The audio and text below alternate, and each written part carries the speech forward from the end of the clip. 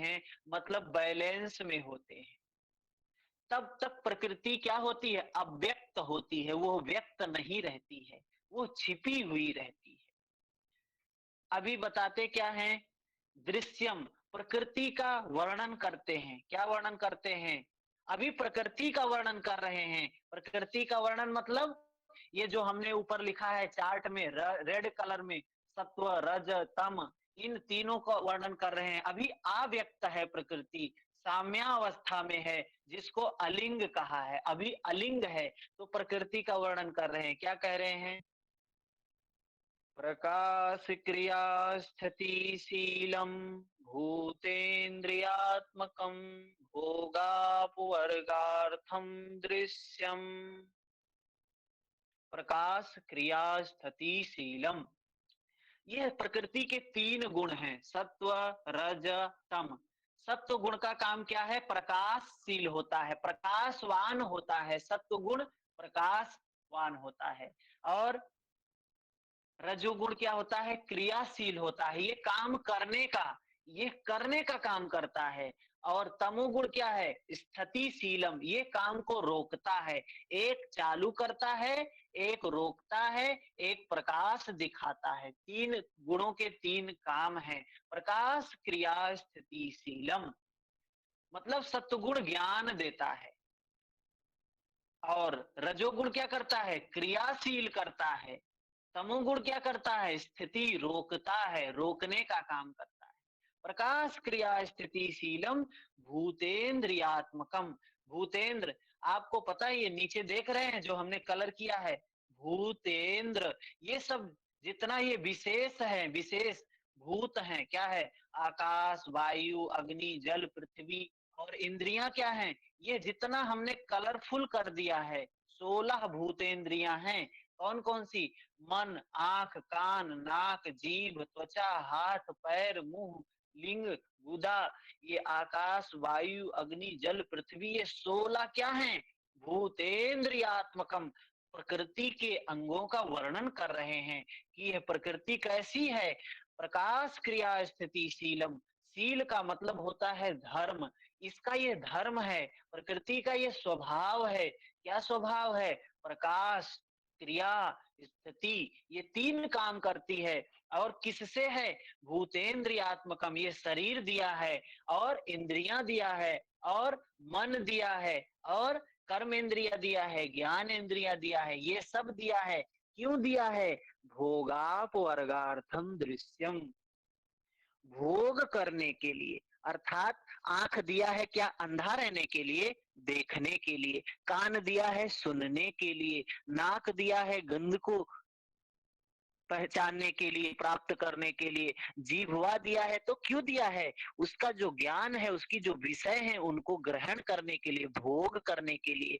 जो इंद्रियां दी हैं, उनका भोग करने के लिए दिया है। वही कहा गया है भोगाप वर्गार्थम दृश्यम।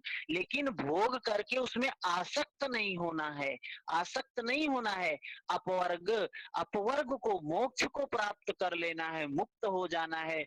भोग कर लिया, कोई चीज हमने खाया, तो उसको हमें अच्छा लगा, अच्छी बात है, तो उसमें आसक्ति नहीं करनी है। भोग कैसे करना है? तेन त्यक्तेन भुंजिता माँ गृधा कस्य स्वीदनम, ये कहाँ पे कहा गया है? ईशावास्यमिदम सर्वम, ईशावास्य उपनिषद में ये बोला गया है। तेन त्यक्तेन भुंजिता, भोग, जो व्यक्ति को भोग करना चाहिए, विषयों का भोग करना चाहिए। अगर विषय हैं, इंद्रियां हैं, तो भोग करो, लेकिन भोग करके क्या कर जाओ? अपवर्गार्थम, प्रकृति का उद्देश्य है अपवर्ग प्रदान कर देना, मोक्ष प्रदान कर देना। थोड़ा सा उदाहरण से समझेंगे कि और बात समझ में आएगी। उदाहरण क्या है? कि प्रकृति जो है वो क्या है? दृश्य है। प्रकृति क्या है? दृश्य है। और वो जो आत्मा है, जो जीव है, जो विशेष पुरुष है, वो क्या है? दृष्टा है, वो देखने वाला है। प्रकृति क्या है? दिखाने वाली। तो जैसे हम प्रकृति को ये मान ले, नर्तकी होती है, नर्तकी जो नृत्य करने आती है। आते हैं ना लोग, एक नर्तकी जिसको बोलते हैं, डांस करने के लिए आती, क्या करने के लिए वो आती है? क्या वो खुद देखने के लिए आती है अपना डांस? नहीं, वो किसी को दिखाने के लिए आती है। किसको दिखाने के लिए आती है? जो उसके दर्शक हैं। तो ये प्रकृति क्या है? प्रकृति दिखाने का काम कर रही है और देखने का काम कौन करता है? वो पुरुष जो आत्मा है, वो देखने का काम करती है। प्रकृति उसको दिखा के क्या करती है? मुक्त कर देती है।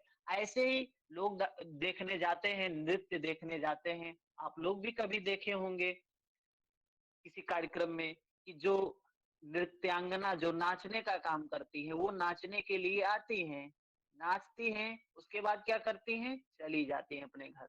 और जो देखने गए हैं, नाच देखने गए हैं, वो क्या करते हैं? देखकर अपने घर वापस चले आते हैं। कोई वहीं रह तो नहीं जाता है ना? क्या होता है? वो आई उस और दिखाई और उसके बाद चली गई। और जो देखने गया है, वो देखा, देखने के बाद वापस चला आया। लेकिन यहाँ क्या होता है? अभी भौतिक जगत में क्या होता है कि प्रकृति का तो उद्देश्य है, प्रकृति ने आपको शरीर दिया, मन दिया, ज्ञान इंद्रियां दिया, कर्म इंद्रियां दिया। क्यों दिया? कि भोग करो, मतलब देखो, उसके बाद अपने घर वापस चले आओ। हम क्या कहते हैं? नहीं नहीं नहीं नहीं, हम वापस नहीं आएंगे। ये तो बहुत अच्छा है, हम यहीं रहेंगे।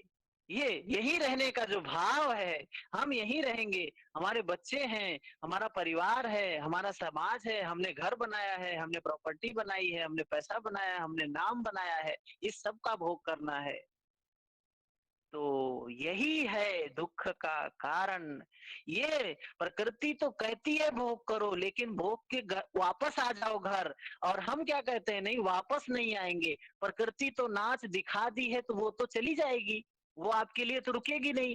तो वो क्या करती है? वो धीरे धीरे धीरे धीरे सारे अंगों को निष्क्रिय कर देती है। आंखें कम देखने लगती हैं, कान कम सुनने लगता है। और हम तो और आसक्ति बढ़ाते जाते हैं, और आसक्ति बढ़ाते जाते हैं। नहीं नहीं, हमको आपका डांस तो और देखना है। तो कोई नर्तकी को आप दोबारा कहोगे कि हमारे सामने नाचो, तो नाचेगी?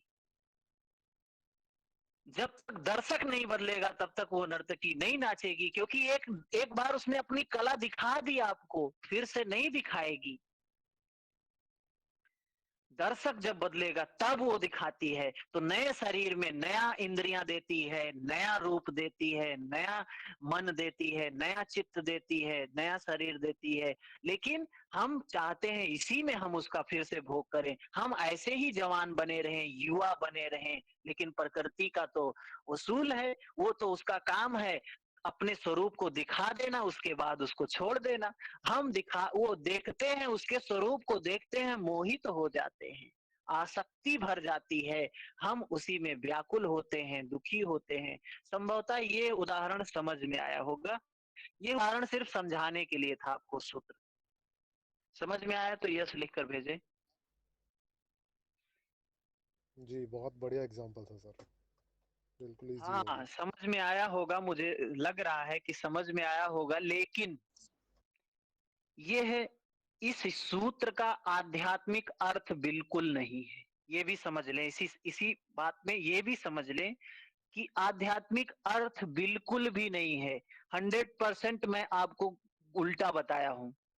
समझ में आ रहा है? यूजीसी नेट के लिए अच्छा है। यूजीसी नेट इसी बात को मानता है जो मैं आपको कहानी बताया हूँ। लेकिन अध्यात्म की दृष्टि से, साधना की दृष्टि से यह अर्थ बिल्कुल नहीं है, यह चीज बिल्कुल नहीं है। प्रकृति का जो वर्णन है यह वो भी नहीं है। ठीक है? ये हमें पता होना चाहिए कि यह सच्चाई नहीं है, जो मैं पढ़ रहा हूँ ये सत्य नहीं है। ये सिर्फ एग्जाम में भी यही पूछा जाता है आपसे, जो मैं बताया हूँ एग्जाम के दृष्टिकोण से बताया हूँ। इसलिए मैं बता दे रहा हूँ आपको कि नहीं हो कि अध्यात्म की ही बात बता रहे हैं, एग्जाम की बात नहीं बता रहे हैं। क्योंकि यहाँ पे 1% लोग सिर्फ अध्यात्म की वजह से जुड़े होंगे। स्पिरिचुअल मीनिंग क्या है उसको अभी नहीं डिस्कस करेंगे, भविष्य में हमारे पास जब टाइम होगा तो स्पिरिचुअल मीनिंग डिस्कस करेंगे। टाइम लगेगा, एक सूत्र को समझाने में 1 दिन लगेगा। स्पिरिचुअल समझाने में, एक सूत्र को समझाने में 1 दिन लगेगा। उसमें बहुत सा कबीरदास जी का, तुलसीदास जी का, रामायण का बहुत रेफरेंस देना पड़ेगा, फिर बात समझ में आएगी। ठीक है, अभी यह बात समझ में आ गई है। हमारा उद्देश्य यही था कि इस बात को समझा ले। प्रकाश क्रिया स्थिति शीलम भूतेन्द्रियात्मकम भोगापवर्गार्थम दृश्यम। इस प्रकार से ये सात्विक व्यक्ति होते हैं, राजसिक व्यक्ति होते हैं, तामसिक व्यक्ति होते हैं, सबको भूत इंद्रियां ये सब प्राप्त होती हैं और सबको प्रकृति का उद्देश्य है इन सभी को मुक्त कर देना, मोक्ष प्रदान कर देना। ठीक है, तो ये है प्रकृति का ये उद्देश्य है। तो प्रकृति का स्वरूप क्या है, प्रकृति का क्या स्वरूप है, तो उसमें बताते हैं विशेषा विशेष लिंग मात्रा लिंगानी गुण परवानी। ये विशेष अविशेष लिंग और अलिंग, ये प्रकृति के 4 भाग डिवाइड कर दिए हैं। ये भी समझने की बात है, यहाँ एग्जाम के दृष्टिकोण से इसको समझ ले क्या है। जो अभी हमने आपको पीडीएफ दिया है उसमें जितना नीचे है, नीचे जितना है, लास्ट में जितने हैं प्रकृति के सबसे अंतिम अंतिम अंग जितने हैं, कौन कौन से हैं। सबसे पहले तो मन है, उसके बाद ज्ञान इंद्रियों में 5 हैं, कर्म इंद्रियों में 5 हैं और तन्मात्रा में महाभूत में 5 हैं। टोटल कितना हो गया, 16। 16 तत्व विशेष हैं। विशेष किसको कहा जाता है, जो किसी से उत्पन्न होते हैं लेकिन किसी को उत्पन्न करते नहीं है, उनको कहा जाता है विशेष। विशेष स्पष्ट हुआ कौन कौन है, जो किसी से उत्पन्न होते हैं लेकिन आगे किसी को उत्पन्न नहीं करते हैं, उनको बोला गया विशेष। अविशेष कौन है, अविशेष वे हैं जो किसी से उत्पन्न भी होते हैं, किसी को उत्पन्न भी करते हैं, उनको बोला गया है अविशेष। तो ऐसे कौन कौन से हैं, एक तो पंच तन्मात्रा है जो अहंकार से उत्पन्न होती है, महाभूत को उत्पन्न करती है, तो 5 तो ये हो गया। ठीक, दूसरा है अहंकार। अहंकार स्वयं किससे उत्पन्न होता है, महत से उत्पन्न होता है और किसको उत्पन्न करता है, तन्मात्रा को, इंद्रियों को, मन को, इन सबको उत्पन्न करता है। तो 5 1 6 ये अविशेष है। महत भी किसी से उत्पन्न होता है, किसी को उत्पन्न करता है, लेकिन वो अविशेष नहीं है क्योंकि वो सीधा प्रकृति से व्यक्त होता है। प्रकृति जो है व्यक्त रूप में है महत में, और प्रकृति में अव्यक्त है, प्रकृति वहां व्यक्त हो जाती है, इसलिए वो प्रकृति का व्यक्त स्वरूप है, उसको बोला गया है लिंग। जब प्रकृति प्रकट हो जाती है, व्यक्त हो जाती है, तो उसको लिंग बोला गया है। जब प्रकृति अव्यक्त रहती है, साम्यावस्था में रहती है, उसको बोला गया है अलिंग। तो यह जो अलिंग है साम्यावस्था है, इसमें जब गुणों में जब क्षोभ होता है, गुणों में जब हलचल होता है, तो प्रकृति व्यक्त होती है, महत के रूप में व्यक्त हो जाती है। ठीक है, जैसे दूध है, दूध में घी क्या है, अव्यक्त रूप में छिपा है। दूध में घी छिपा हुआ है, लेकिन जब व्यक्त हो जाता है तो घी क्या है, दूध में है लेकिन अव्यक्त रूप में है, कुछ प्रोसेस करने के बाद व्यक्त हो जाता है। ऐसे ही प्रकृति क्या है, प्रकृति अव्यक्त रूप में होती है, कब, साम्या अवस्था में, गुणों की साम्या अवस्था में अव्यक्त रूप में होती है। और जैसे ही महत गुणों में क्षोभ होता है, गुणों में इम्बैलेंस होता है, तुरंत प्रकृति व्यक्त हो जाती है, जिसको महत बोला जाता है। समझ में आ गया। यहाँ से प्रश्न बनता है एक, प्रकृति के स्वरूप से, प्रकृति के गुण से, प्रकृति के कार्य से, उद्देश्य से, इन सब से प्रश्न बनता है।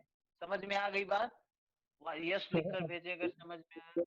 अविशेष की संख्या कितनी है, अविशेष 6 है, 5 तन्मात्रा और अहंकार 6।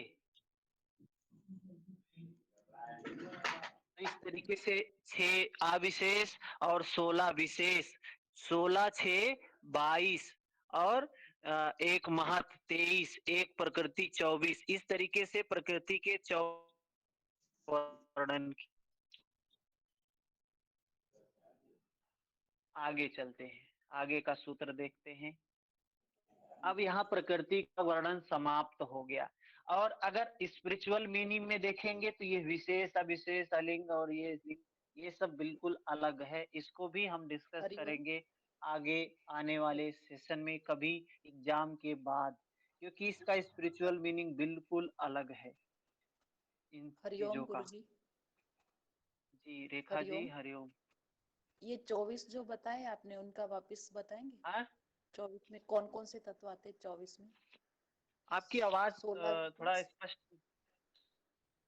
16 विशेष, 6 अविशेष और ये कुल मिला के 24 जो हुई थी ना, हाँ हाँ, 16 वो विशेष, वापस बताएंगे? 16 विशेष, 6 अविशेष और एक महत, एक प्रकृति। अविशेष में कौन कौन है? पंच तन्मात्रा, रूप रस गंध शब्द स्पर्श और अहंकार, ये 6 हैं अविशेष। अभी भी मेरी आवाज आ रही ठीक है क्या? बिना उसका हेडफोन का मैं बोल रहा हूँ, आ रही है सर। ठीक है ना? ऐसे भी बोल सकता हूँ ना? चलिए ऐसे ही बोलते हैं बिना माइक स्पीकर उसके हेडफोन के। तो क्या बताया है?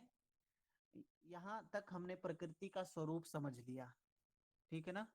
अब हम देखते हैं किसका स्वरूप? पुरुष का स्वरूप, उस जीव, उस तत्व, उस आत्म तत्व का स्वरूप देखते हैं, जिसको क्या बोला है? पुरुष। क्या है? दृष्टा। दृष्टा दृशी मात्र शुद्धोऽपि प्रत्ययानुपस्यः। क्या कह रहे हैं? दृष्टा जो है, दृष्टा दृशी मात्रा, जो चेतन मात्र है, ज्ञान स्वरूप है, आत्मा है दृष्टा। यद्यपि यह स्वभाव से क्या है? सर्वदा शुद्ध है, निर्विकार है, इसमें कोई विकार नहीं होता है, शुद्ध है। फिर भी बुद्धि वृत्ति के अनुरूप, बुद्धि के अनुसार देखने वाला है। ये हो क्या जाता है? बुद्धि के अनुसार देखने लगता है। वृत्ति सारूप्यम इतरत्र, यह वृत्तियों के अनुसार चलने लगता है। और ये वृत्तियां किस में होती हैं? प्रकृति में होती हैं, मन में होती हैं, चित्त में होती हैं, और इसी के अनुसार ये चलने लगता है बेचारा। इसलिए क्या बोला इसको? बुद्धि में जैसी वृत्ति है वैसा ही इसका स्वरूप हो जाता है। बुद्धि में जैसी वृत्ति है वैसा ही उसका स्वरूप है। ये क्या है? दृष्टा है, ये स्वरूप वाला हो जाता है। जो दृष्टा दृशी मात्रा, ये क्या है? ये देखने वाला है, जो शुद्ध है, शुद्धो अपि प्रत्ययानुपस्यः। लेकिन ये क्या होता है? बुद्धि वृत्ति के अनुरूप देखने वाला हो जाता है। ठीक है, समझ में आई बात? ये यस लिखकर भेजे अगर समझ में आई तो। इसके बाद कहते हैं तदर्थ एव दृश्यस्य आत्मा। इसके बाद का सूत्र क्या है? जब दृष्टा देख कर करता क्या है? ये दृष्टा आखिर देख कर करता क्या है? अगला सूत्र बताता है उसके बारे में। दृष्टा और दृश्य के स्वरूप का वर्णन करने के बाद अब दृश्य के स्वरूप का वर्णन करते हैं। दृश्य का स्वरूप क्या है? तदर्थ एव दृश्यस्य आत्मा। तदर्थ, तदर्थ का मतलब क्या है? उस दृष्टा के लिए। तद अर्थ, तद अर्थ, उस दृष्टा के लिए। जैसे वो नृत्य करने वाली किसके लिए नृत्य करने के लिए आती है? खुद के लिए थोड़ी ना आती है, वो तो दर्शकों के लिए आती है ना। जो लोग उसको देखने आए हैं उनके लिए देखने के, दिखाने के लिए आती है ना। ऐसे ही कह रहे हैं यह तदर्थ। तदर्थ का मतलब उस दृष्टा के लिए। एव दृश्यस्य, दृश्य का, उस दृश्य का जो नर्तकी है वो नृत्य के लिए आई है, दृष्टा के लिए। उसका स्वरूप क्या है? आत्मा। दृश्यस्य आत्मा, यह आत्मा स्वरूप है वाला है, उसके लिए ही प्रकृति आती है। प्रकृति जो काम करती है उसको किसको? दृष्टा को ही दिखाने के लिए आती है। यह जो शरीर मिला है, इंद्रियां मिली हैं, मन मिला है, बुद्धि मिली है, प्रकृति के द्वारा ही मिली है। क्यों मिला है? उस दृष्टा के लिए मिला है, उस चेतन तत्व के लिए मिला है, उस आत्मा के लिए मिला है। ठीक है, उस दृश्य का स्वरूप दृष्टा के लिए होता है। जो दृश्य पुरुष के लिए क्या करवाता है? भोगापवर्गार्थम दृश्यम, भोग करवाता है, अपवर्ग की व्यवस्था करता है, और उस दृश्य का उपयोग दृष्टा के लिए ही होता है। समझ में आई बात? वृंदावन जी क्या रिपीट करने के लिए बोले? कौन सा सूत्र? 20 नंबर क्या? यस सर, दृष्टा और नहीं सर, इसके हाँ सर, 20 नंबर का सर। हाँ, दृष्टा क्या है? दृष्टा है जो आत्मा है, जो हमारे शरीर में आत्मा कह सकते हैं, जो जीव है, जो पुरुष है, उसको बोला गया दृष्टा। और वह दृष्टा कैसा है? दृशी मात्रा। दृष्टा क्या है? दृशी मात्रा है। दृशी मात्रा का मतलब क्या है? चेतन तत्व है, दृष्टा स्वरूप है, ज्ञान स्वरूप है, आत्मा है, दृशी मात्रा है। दृष्टा क्या है? चेतन है, आत्म है, ज्ञान स्वरूप है, प्रकाश स्वरूप है। और दृष्टा क्या है? दृष्टा है, ये दृशी मात्रा दृष्टा है ये। और शुद्ध है, निर्विकार है, निर्विकल्प है, शुद्ध है। लेकिन प्रत्ययानुपस्य, शुद्ध होने के बावजूद भी प्रत्ययानुपस्य, उस किसके अनुसार? बुद्धि के अनुसार देखने वाला हो जाता है। जैसे हम कहते हैं ना, हमारी बुद्धि कह रही है हम ये काम करेंगे, हमारा मन कह रहा है ये काम करेंगे। हम मन को अपना मान लेते हैं कि मैं मन हूं, मैं बुद्धि हूं। ये जो मान लेता है, यही है, क्या है ये है उसी दृष्टा का स्वरूप वर्णन करें। ये दृष्टा ही है जो अपने आप को मान लेता है, मैं मन हूं, मैं बुद्धि हूं। ठीक है। और दृश्य क्या है? दृष्टा जो है वो पुरुष है। दृश्य क्या है? प्रकृति है। दृश्य प्रकृति है, जो दिखाई देता है। ये जो कुछ भी दिखाई दे रहा है, जो कुछ भी अपने पास है, ये जिसको मैं कहता हूं मेरा है, ये मेरा हाथ है, ये मेरा पैर है, मेरी आंख है, मेरा मन है, मेरी बुद्धि है, मेरा श्वास है, ये जो कुछ मैं मेरा कह रहा हूं, ये सब क्या है? प्रकृति है। मैं अज्ञानता में इसको कह रहा हूं, मैं मेरा मेरा।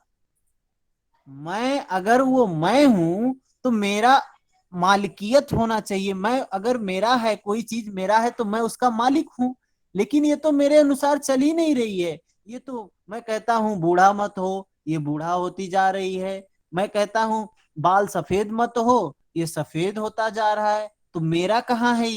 ये मेरा नहीं है, ये मैं नहीं हूं, ये कुछ और ही है। तो दृष्टा क्या है? दृशी मात्र, सिर्फ चेतन मात्र है, ज्ञान स्वरूप है, आत्मा है, जो शुद्ध है, निर्विकार है, निर्विकल्प है। लेकिन होता क्या है? शुद्ध होने के बावजूद बेचारा बुद्धि के जाल में फंस जाता है। बुद्धि के जाल में फंसकर बुद्धि के अनुसार देखने वाला हो जाता है। ठीक है।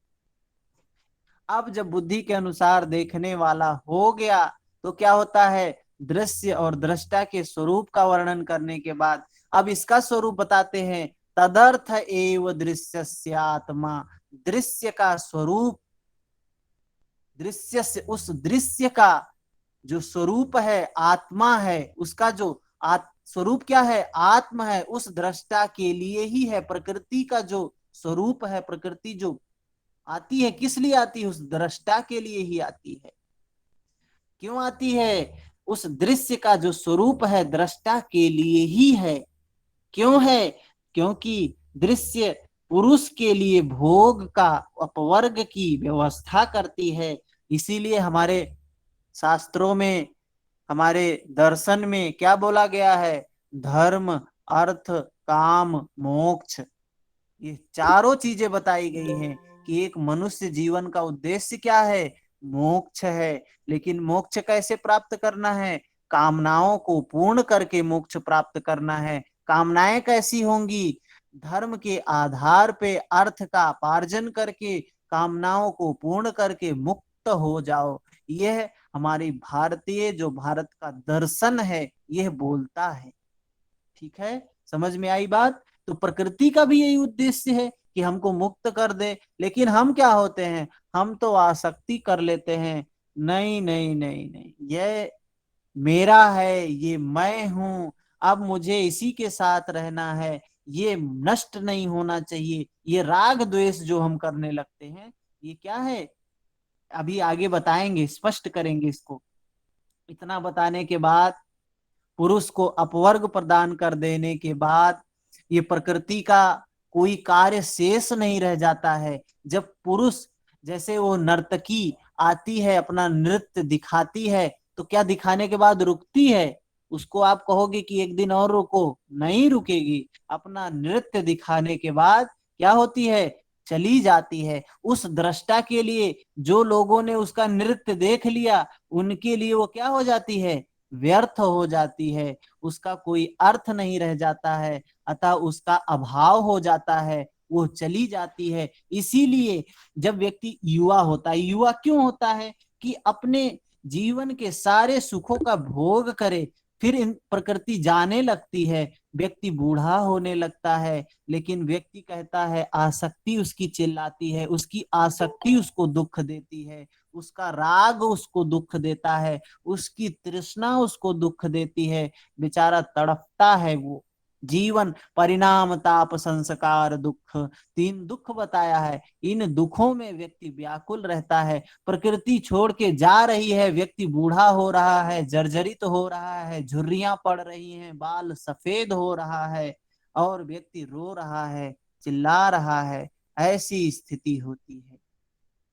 ठीक है, समझ में आया ये सूत्र। अब प्रकृति का उद्देश्य बताते हैं। कृतार्थम प्रतिनष्टम अप्यनष्टम तत् अन्य साधारणत्वात्। क्या कह रहे हैं, कृतार्थम प्रतिनष्टम। कृतार्थम का मतलब जिसका भोग और अपवर्ग कार्य पूर्ण कर दिया। प्रकृति का उद्देश्य था कि अपने इस पुरुष को, इस जीव को भोग करवाना, मतलब भोग करवाने का साधन दिया, इंद्रियां दिया, मन दिया, बुद्धि दिया, विषय भी दिया, ये रूप रस गंध शब्द सब कुछ दिया। उसके बाद क्या कर, जब भोग कर लिया पुरुष ने, तो क्या करती है, छोड़कर जाने लगती है कि अब ये मुक्त हो जाए, अपवर्ग को प्राप्त कर ले। लेकिन व्यक्ति क्या करता है, आसक्ति करता है, तृष्णा करता है, राग करता है, द्वेष करता है, और अपने संस्कार का निर्माण करता है, दुख में व्याकुल होता है।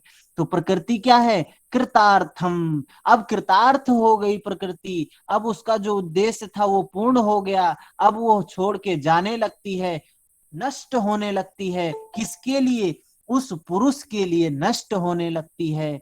फिर क्या होता है, अपि नष्टम, नष्ट नहीं होती है, किसके लिए, तत् अन्य साधारणत्वात्, दूसरे लोगों के लिए वो नष्ट नहीं होती है, जिन्होंने उसका नृत्य नहीं देखा है। जैसे जो नर्तकी है, अब जो दर्शक उसका नृत्य देख लिए हैं उसके लिए तो व्यर्थ हो गई, लेकिन जिन्होंने उसका नृत्य नहीं देखा है उसके लिए तो उसका अर्थ होता है ना।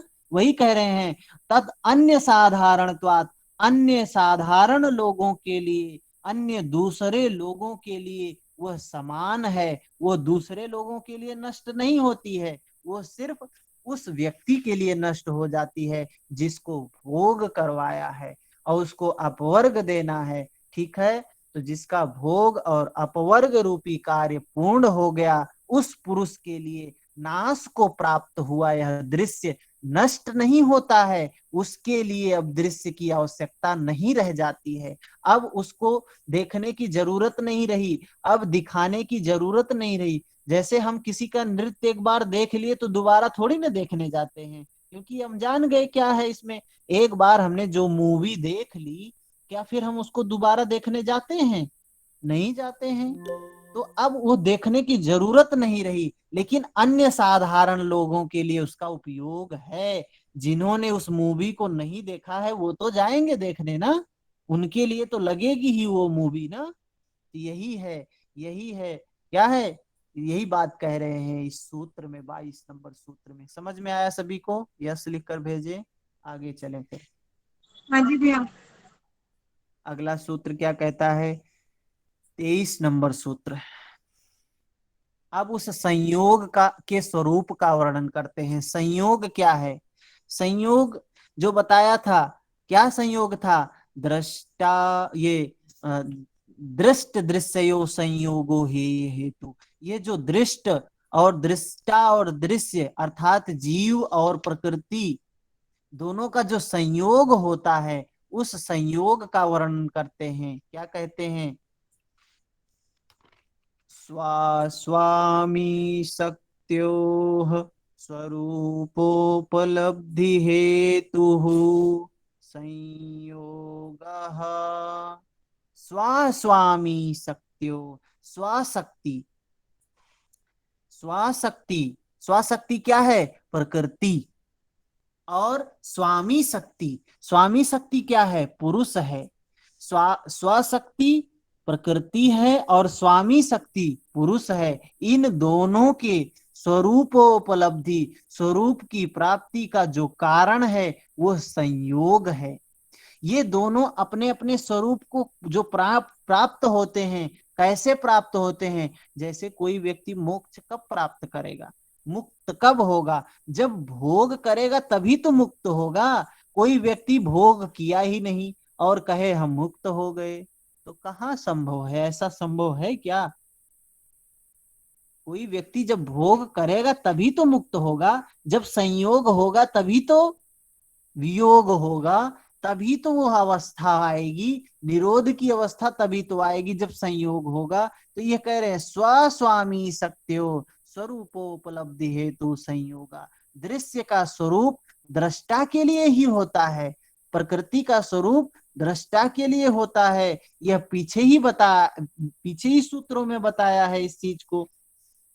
क्या है? स्वशक्ति जो मुक्ति का संपादन करती है, अर्थात दृश्य है, जिसको दृश्य कहा है, यही तो मुक्ति का संपादन करती है, उस मुक्त का व्यवस्था करती है। और स्वामी शक्ति क्या है?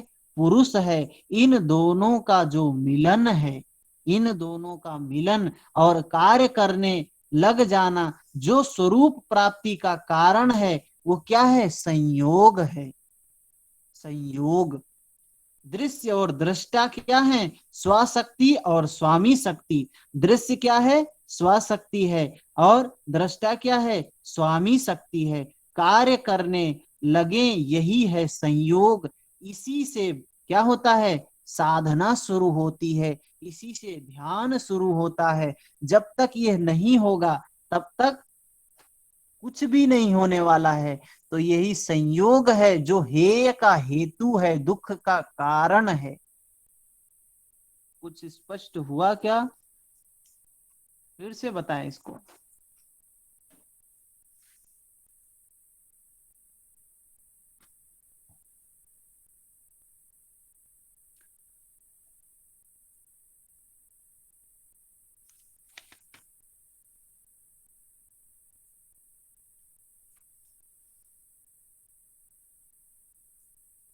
क्या है? कुछ लोगों ने मैसेज नहीं किया, नहीं समझ में आया क्या?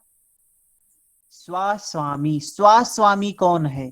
स्वस्वामी, स्वस्वामी का मतलब है दोनों, जो दो चीजें हैं ना, दो तत्व बताया गया है। एक तो पुरुष है, एक है प्रकृति। तो प्रकृति का क्या है? प्रकृति का स्वरूप क्या है? दृश्य है। प्रकृति का स्वरूप क्या है? दृश्य है। स्वस्वामी, अपना स्वस्वामी, दो बार स्व आया है। स्वस्वामी, प्रकृति का स्व क्या है? प्रकृति का स्व क्या है? दृश्य है। और पुरुष का स्व क्या है? पुरुष का स्व क्या है? पुरुष का स्व है दृष्टा। दृश्य और दृष्टा दोनों के स्वरूप की उपलब्धि, स्वरूप की प्राप्ति का जो कारण है, ये दोनों अपने अपने स्वरूप में तभी स्थित होते हैं जब संयोग होता है। उस संयोग ही इसका कारण है। अर्थात ये जो दुख का कारण ये संयोग है, और यह संयोग ही उस मुक्ति का भी कारण है। दुख का भी कारण है, मुक्ति का भी कारण यह संयोग ही है। यह संयोग क्यों होता है? अगले सूत्र में बताते हैं। अगले सूत्र में बताते हैं संयोग होता क्यों है। तस्य हेतुर्विद्या, अविद्या के कारण होता है। इस संयोग का जो कारण है अविद्या है। अविद्या के मिटने के साथ ही संयोग भी मिट जाता है। ठीक है, जैसे ही अविद्या समाप्त होगी तैसे ही संयोग भी समाप्त हो जाता है। संयोग समाप्त हो जाता है, क्या बात है। संयोग क्यों समाप्त हो जाता है? अगर अविद्या मिट गई तो संयोग क्यों समाप्त हो गया? ऐसा क्यों कह रहे हैं कि तस्य हेतुर्विद्या? जब ये संयोग अविद्या के कारण होता है और दुख मिलता है संयोग के कारण, दुख का कारण संयोग है और संयोग अविद्या से होता है। अविद्या नष्ट होगी तो संयोग नष्ट हो जाएगा। क्यों हो जाएगा? इसका कारण भी क्या है? अविद्या ही है। ना ये होती, ना दृष्टा को दृश्य समझाना पड़ता। अगर ये अविद्या नहीं होती, अविद्या की वजह से हमको जन्म लेना पड़ा। अगर अविद्या होती तो जन्म लेना ही नहीं पड़ता। मृत्यु, जन्म, बुढ़ापा, बीमारी में भोगना ही नहीं पड़ता। यह अविद्या ही है जो हमको भटका रही है। उसी को कहा है ना, कबीर दास जी ने क्या कहा है कि पांचों में यह अविद्या ही है जो क्या है। पांच सखी पांचों गुणवंती, पांच में सर्वस एक जनी। यह अविद्या ही सर्वस है। बलम संग सोई गई पांचों जनी। क्या कहा कि यह अविद्या जब विद्या रूपी बलम के संग सो जाती है, ये तो क्या होता है? पांचों नष्ट हो जाती हैं, सारी क्लेश नष्ट हो जाते हैं। यही अविद्या ही मूल कारण है। दुख का मूल कारण अविद्या है, अज्ञान का अज्ञान है। यह जो इसी के कारण हमको जन्म लेना पड़ रहा है, ये विद्या को समझ लेंगे, विद्या आ जाएगी तो हम मुक्त हो जाएंगे। हमको कोई बांधने वाला नहीं है। हमको बांधने वाला कौन है? यह अविद्या है हमको बांधने वाली। यह अविद्या है हमको जन्म देने वाली। ये अविद्या है मृत्यु में भटकाने वाली। अविद्या है हमको दुख देने वाली। इस अविद्या को हमको समझना है। हमको विद्या को क्या है, विद्या का जागरण कैसे होगा, कैसे प्राप्त होगी, इस सब चीजों को आगे के सूत्र में समझाएंगे। 24 नंबर तक सूत्र सभी को समझ में आ गया? जी आ गया सर। सर अविद्या का अर्थ था जैसे प्रकृति तो भोग तो करवाती ही है और वो भोग निश्चित है, तो पुरुष को ये चाहिए कि अविद्या के कारण वो अटैचमेंट में आ जाता है, इसीलिए हाँ वो जन्म लेता है। हाँ, ये जो अविद्या के कारण आसक्ति हो जाती है, राग हो जाता है, तृष्णा हो जाता है, ये दुख का कारण है। जी बिल्कुल सर, समझ आ गया। अभी अविद्या को हम समझेंगे आगे कैसे, एक एक स्टेप ऐसे समझते जाएंगे। बहुत आनंद देने वाला सूत्र है ये सूत्र पढ़ने के बाद बहुत अच्छा अनुभव होता है। जीवन का वास्तविक रहस्य पता चलता है इन सूत्रों को पढ़कर। अभी हम यूजीसी नेट के जो अपने एक हमने बनाया है प्रश्न, उन प्रश्नों को करेंगे। 20 प्रश्न है हमारे पास PYQ सेशन का। ठीक है, मैं आपको सेंड कर देता हूँ ग्रुप में, और सभी लोग उसको ओपन करके हमें कुछ आंसर बताएंगे जिससे हम कर सकें। ठीक है।